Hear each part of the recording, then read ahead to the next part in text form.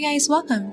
In this video, we're taking an in-depth look at Sorcerer's second master skill, Venom Swamp, and breaking down exactly how it works and how to maximize its damage in PvP and GVG.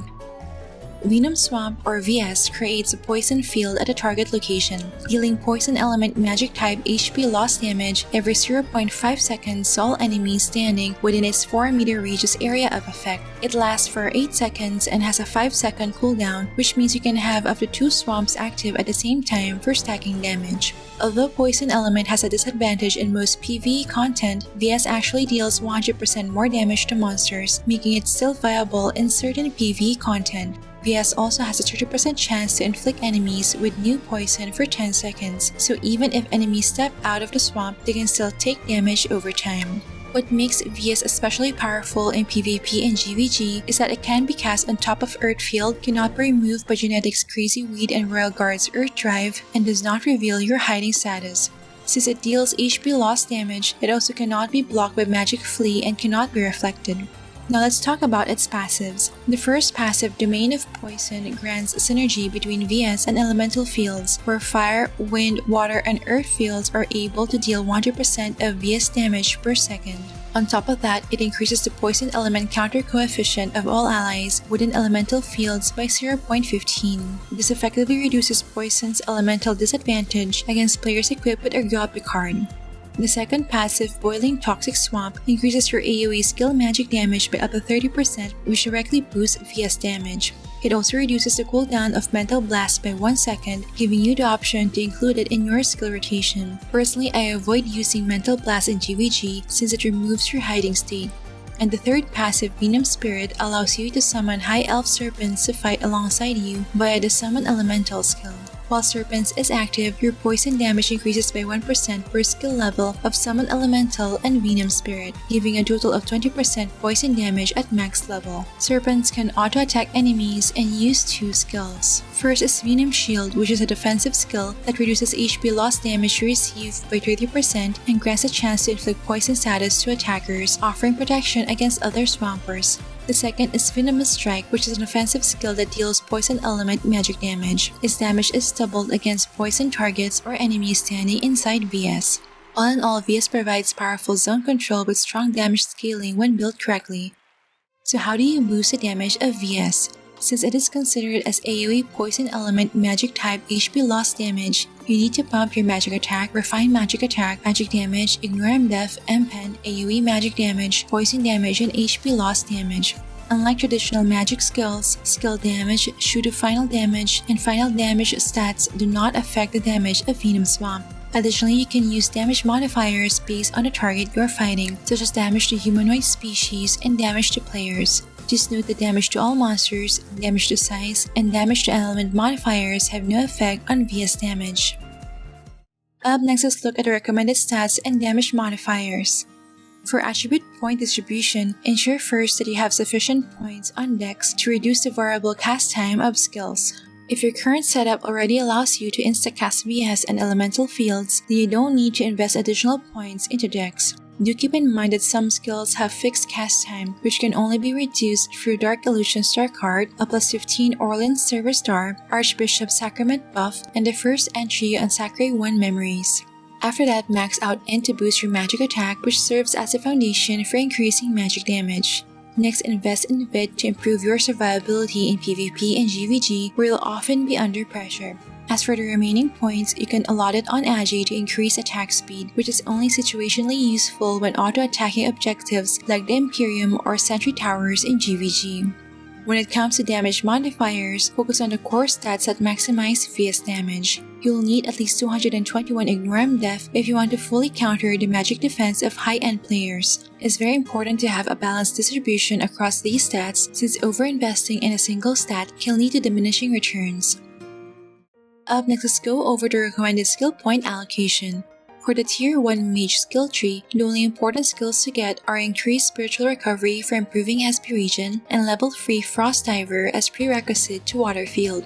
For the Tier 2 Sage skill tree, you should max out Energy Coat, which is the most essential self-buff for sorcerers, Free Cast to be able to move while casting a skill, Earth Field to grant immunity to ground-based AoE skills, and Water Field to have a chance to freeze enemies. As mentioned earlier, Elemental Fields can also deal 1 VS damage tick per second. For the advanced Tier 2 Professor skill tree, make sure to upgrade Mental Agitation to boost M-Pen, Quick Casting to reduce VCT and increase SP Regen, Magic Rod to boost your Flee and Magic Flee, and Remove Buff to clear all the enemies' buffs and the teammates' debuffs. For the Tier 3 Sorcerer skills, prioritize leveling up Summon Elemental and Commune elements to boost Serpent's damage, Sharpen Weapon for extra magic attack, and Mental Blast for additional source of damage. And for your master skills, I recommend following the skill progression, then gradually upgrading the rest as you accumulate more Zenny. Ideally, you will want to fully max everything once you have around 199 million Zenny available. This is because all passives increase the damage potential and overall performance of Venom Swamp. Up next for Aer Monument, these are the most important nodes to activate. We have 3 points on Invisible Space to be able to cast AoE skills from a longer distance. 2 points on Earth Field Coagulate to petrify enemies standing in your Earth Field, 2 points on Water Field Freeze to grant a 30% chance to freeze enemies in your Water Field, and finally just activate all Int and Magic Attack nodes. As a tip, make sure that you haven't accidentally activated the Free Cast Alert node as it will add a 0.5 second fixed cast time to your skills. Up next, let's dive into the recommended equipment set and cards. First, for weapon, a Tier 6 Wizardry Staff Star is the best overall choice as it gives a huge amount of Ignore Def, Magic Attack, and VCT reduction. Aim for Magic Fort Enchant for reducing VCT, and reset the third attribute to a high stun rest roll. As for weapon cards, the current best in slot are +5 Baphomet card for +20% damage to all species, and +5 Minor card for +20% all element damage. For offhand, get the Book of Sacrifice Star, which significantly boosts Ignore Def.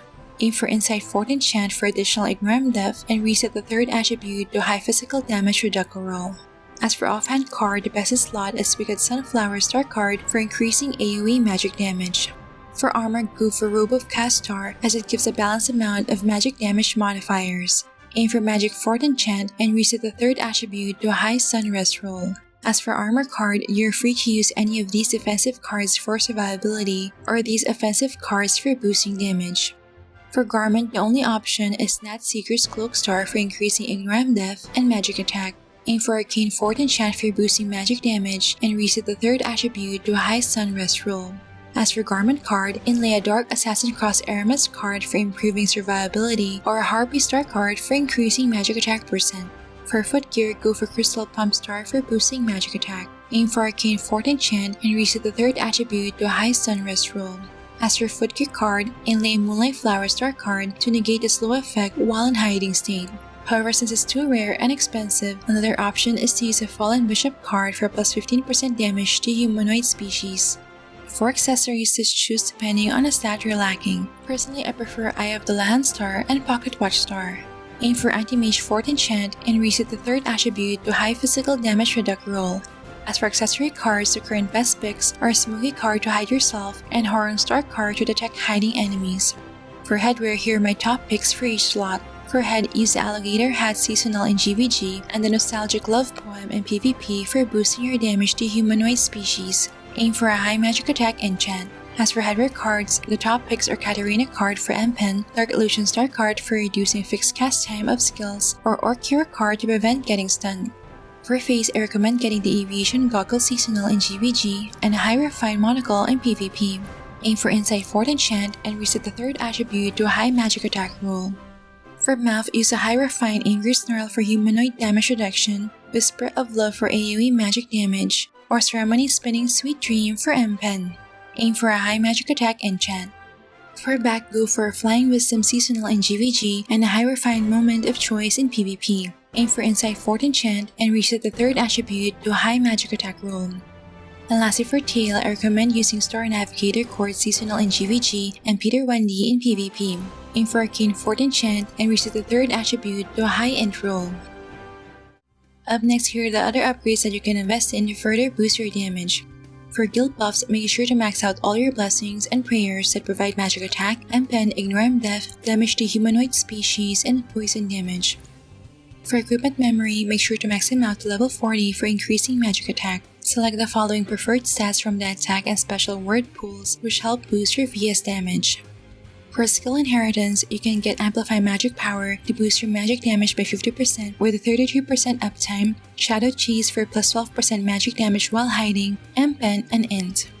For pets, get a Moonlight Flower for plus 2% M-Pen, Moonak for plus 3% poison damage, Marion for plus 6% Ignore Death, Martin Scavenger for plus 10 Int, or an Abuna or Osiris pet for their Resurrection skill. For multi-job, unlocking these classes will be beneficial to get more Int, Dex, Vit, and Agi. And for Adventure Handbook, just focus on collecting items and achievements that grant magic attack and other damage modifiers when unlocked or deposited. These stats add up significantly over time and will noticeably boost your damage output. Finally, let's go over some battle tips for using VS effectively in GVG. First, make sure all these buffs are included and prepare for Elite: Hiding, Energy Coat, Amplify Magic Power, Sight, and Invisible Space. I don't include Magic Rod in Prepare for Elite as it has a 1 second fixed cast time, so it's better to cast it manually when needed. Then place the following skills on your manual and auto skill bars. It's generally better to manually cast VS so you can position it accurately on the ground, but you can still include it in your auto rotation when feeling lazy. Just avoid placing elemental fields on auto since they will be cast at your position instead of your target location. Once you're all set, use the following consumables that boost your damage and survivability, such as meal bees, food buffs, and alloys. In GVG, if you don't have a smoky card, you can use an invisible potion as alternative. Before initiating combat, cast Summon Elemental to summon High Elf Serpents, Magic Rod to boost your Flee and Magic Flee, and prepare for Elite to apply all self buffs at once. After that, cast VS at the enemy's position. You should also place Water Field on the enemy crowd to freeze them, or Earth Field on your allies to protect from ground-based AoE effects. These elemental fields will also proc VS damage ticks every second. Make sure you can turn on auto so you can activate Play Dead when your HP is low, allowing you to drop the enemy's targeting on you. And during the cooldown of VS, focus on casting utility and disruptive skills, such as Remove Buff, Spellbreaker, and Black Hole.